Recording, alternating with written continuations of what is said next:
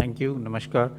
Clinical point of view से मैं 3-4 चीज़ें कहना चाहूँगा। सबसे पहले मैं उस बात पे टच करना चाहूँगा जो हम कहते हैं सीटी स्कैन और बायोमार्कर्स, क्योंकि उसका बहुत मिसयूज़ हो रहा है और वो नुकसानदेह भी हो सकते हैं। तो अगर हम देखें तो सीटी स्कैन आजकल बहुत ज़्यादा लोग करा रहे हैं और ये सोचते हैं कि जब भी उनकी कोविड पॉजिटिव रिपोर्ट आई तो एकदम सीटी करा लें। सबसे मैं पहले ये कहना चाहूँगा कि शुरू में सीटी कराने का कोई फ़ायदा नहीं है। माइल्ड जो आपको अगर इन्फेक्शन है, माइल्ड कोविड है, तो सीटी से कोई फ़ायदा नहीं है। सीटी में कुछ पैचेस आएंगे। कई स्टडीज़ हुई हैं, एक स्टडी हुई है जिन्होंने एसिम्प्टोमेटिक लोगों में सीटी देखा और ये पाया कि 30 से 40% एसिम्प्टोमेटिक लोग जिनको कोई लक्षण नहीं है, सिर्फ उनका कोविड पॉजिटिव है, उनके सीटी में भी कुछ पैचेस आते हैं और वो अपने आप बिना ट्रीटमेंट के ख़त्म हो जाते हैं। तो इसलिए सीटी कराने का कोई फ़ायदा नहीं है, स्पेशली अगर आपको माइल्ड इलनेस है, आप होम आइसोलेशन पे हो और आपकी सैचुरेशन ठीक है और कोई ऐसे कोई लक्षण नहीं है। दूसरा, इसका नुकसान समझने की ज़रूरत है। अगर हम एक सीटी कराते हैं, it is equivalent to almost 300 to 400 chest x rays. आपने एक सीटी कराया तो आप ये समझ लें कि आपने अपने 300 एक्सरे करा लिए चेस्ट के। और ये भी डेटा है, IAEA का भी, इंटरनेशनल एटॉमिक एनर्जी कमीशन का भी डेटा है, जो रेडिएशन प्रोटेक्शन इन मेडिसिन की बात करते हैं, कि बार बार स्पेशली यंगर एज ग्रुप में सीटी कराने से risk of cancer in later life increases.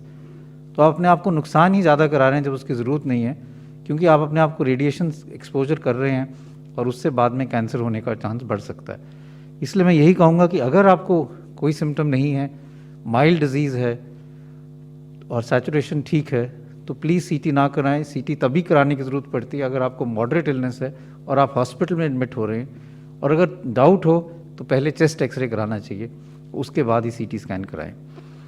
दूसरा है बायोमार्कर्स। बायोमार्कर्स का मतलब कि आजकल लोग कोविड पॉजिटिव हुआ तो ब्लड टेस्ट कई करा लेते हैं। अपना CRP देख लेते हैं, ब्लड CBC देख लेते हैं, डी डाइमर देख लेते हैं, LDH देख लेते हैं, फेरेटिन देख लेते हैं। फिर से मैं यही कहना चाहूँगा कि अगर आपको माइल्ड इलनेस है, होम आइसोलेशन पे हैं, अगर आपकी सैचुरेशन ठीक है और कोई और लक्षण नहीं है, बुखार भी ज़्यादा नहीं है, तो इन सारे बायोमार्कर्स का करने का कोई फ़ायदा नहीं है।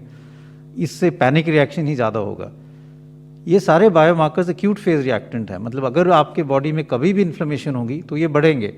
अगर आपको फिंसी हुई, कोई ज़ख्म हुआ, दांत में इन्फेक्शन हुआ, तो भी ये सब बायोमार्कर्स बढ़ेंगे, क्योंकि एक बॉडी का इन्फ्लेमेटरी रिस्पॉन्स है।